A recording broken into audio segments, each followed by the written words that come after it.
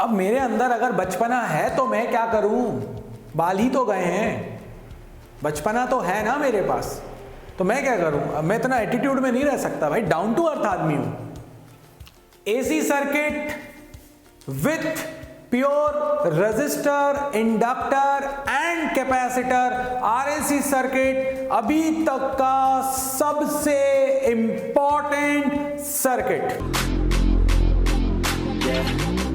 I got a shot and I ain't stopping, no. That's how I know that I'm unstoppable.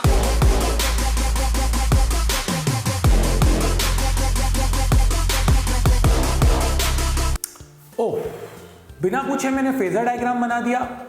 मुझे पता है पुराने दोनों videos देख के, सबसे पहले ये सर्किट देख के तुमने इस वीडियो को पॉज किया होगा और फेजर डायग्राम बनाया होगा और अब मैच करने की कोशिश कर रहे हो कि क्या वो फेजर डायग्राम इससे मिल रहा है। अगर मिल रहा है तो तुम सीख गए हो, नहीं तो कोई बात नहीं, हम इसको दोबारा समझ लेते हैं। V is equals to V nought sine omega T, resistor, inductor, capacitor तीनों लगे हुए हैं। अब हमारे पास रजिस्टर पर ड्रॉप हुआ VR, इंडक्टर पर हुआ VL, कैपेसिटर पे हुआ VC। कितना होगा VR? I into R।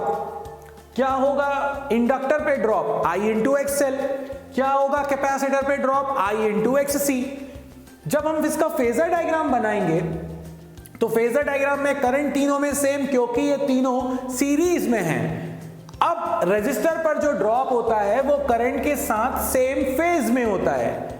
Inductor पर जो ड्रॉप होता है वो करंट से 90 डिग्री लीड करता है, लीड मतलब एंटी क्लॉकवाइज। और कैपेसिटर पर जो वोल्टेज ड्रॉप होता है वो 90 डिग्री लैग करता है, तो ये 90 डिग्री लैग मतलब क्लॉकवाइज। VL, VC, VR आए। दो वोल्टेज कम थे परेशान करने के लिए कि तीन हो गए। दो का रिजल्टेंट निकालता, चलो राइट एंगल ट्राइंगल मान लेते थे अपन, बहुत आसानी से याद कर लिया था।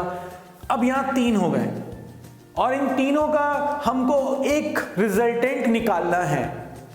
वही पुराने पाप, बट कोई बात नहीं, बहुत आसानी से कर देते हैं।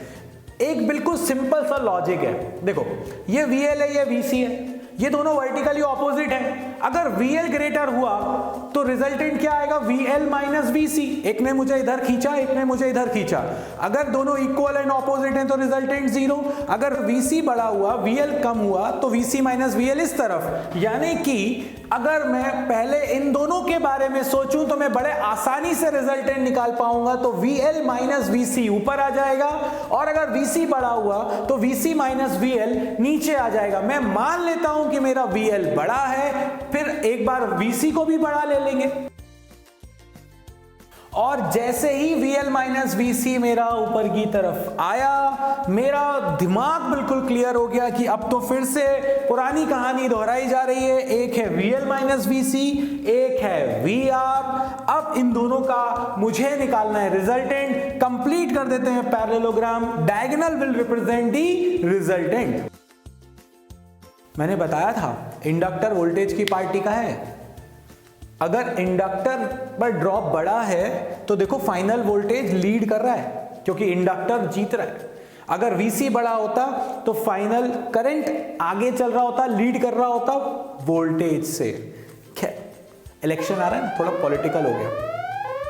तो मेरे पास ये हो गया V, ये हो गया I।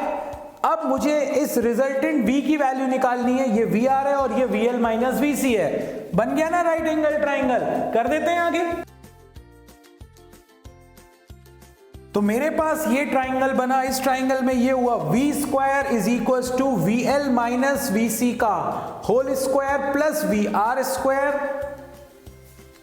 VR की वैल्यू क्या होगी? I into R। VL की value I into XL। VC की वैल्यू I इंटू XC। जैसे ही सारी वैल्यूज रखी, V अंडर रूट IR का whole square IXL minus IXC। I यहां से भी कॉमन आएगा तो हो जाएगा स्क्वायर उसका, यहां से भी I स्क्वायर, तो पूरे से कॉमन क्या आ गया? I square. और ये हो गया R square plus XL minus XC का whole square. I square root के बाहर आया I आया डिवाइड में V बाय I। सर्किट में एक से ज्यादा कंपोनेंट हैं, मतलब ये बन गया इंपीडेंस, यानी V बाय I हो गया impedance of RLC circuit is under the root of R square plus XL minus XC का होल स्क्वायर। और कॉम्प्लिकेटेड करना है, ऐसा दिखना चाहिए कि भैया डर लगे, XL की वैल्यू लिख दो ओमेगा L, XC की वैल्यू लिख दो 1 अपॉन ओमेगा C। लीजिए, वो डरावना हो गया बहुत आसान, Z इज इक्वल्स टू आ गया under the root of R square plus omega L minus 1 upon omega C का होल स्क्वायर। अब मुझे निकालना था फेज निकालने के लिए फिर से ये ट्राइंगल दिख रहा है, क्या बनेगी अपने पास phase, tan phi is equals to perpendicular upon base, यानी कि tan phi is equals to, जैसे ही मैंने ये ट्राइंगल में tan phi लिखा, perpendicular upon base VL minus VC by VR, VL की वैल्यू रख दी, VC की वैल्यू रख दी, VR की वैल्यू रख दी, I कॉमन आ गया, I से I हो गया कैंसिल, tan phi आ गया XL minus XC by R। Picture अभी बाकी है मेरे दोस्त, एक काम खत्म हुआ। अगर VL ग्रेटर हुआ, अगर VC ग्रेटर होता तो क्या होता, ये VC माइनस VL नीचे आता, रिजल्टेंट इधर बनता, यहां पर हो जाता VC माइनस VL, यहां हो जाता XC माइनस XL, पूरी कहानी वैसे ही रहती, बस XC माइनस XL हो जाता। और यहां पर भी मेरा जो फेज एंगल आता वो VL माइनस VC की जगह क्या आता, VC minus VL upon VR। जबरदस्ती वीडियो को लंबा क्यों करें, उतने बड़े डेरिवेशन को दोबारा से करने का क्या सेंस है, इतना कॉमन सेंस तो हमारे पास है, VL माइनस VC की जगह VC माइनस VL।